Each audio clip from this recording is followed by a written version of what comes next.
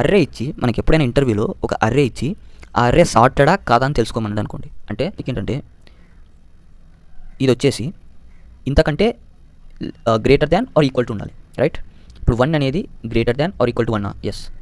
ఇప్పుడు నెక్స్ట్ అంటే ఒకసారి మనం ఇలా ట్రావర్స్ చేసి ఈ యొక్క అర్రేలో ప్రతి ఒక్క ఐటరేషన్లో మనం చెక్ చేసుకోవాలి ఏమని, ఈ యొక్క ఎలిమెంట్ ఈ ముందు ఎలిమెంట్ కంటే పెద్దది ఆర్ ఈక్వల్గా ఉందా లేదా.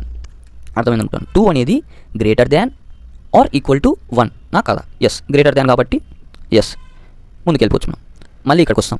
ఇక్కడ 3 అనేది greater than or equal to 2 yes అవును. సో ఏం చేయం ముందుకు వచ్చాం.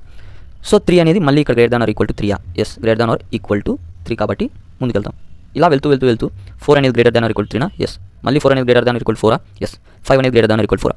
సో ప్రతి ఒక్క నెంబర్కి దాని ముందు నెంబర్తో మనం కంపేర్ చేసుకుంటూ రావాలి greater than or equal to నా కాదా.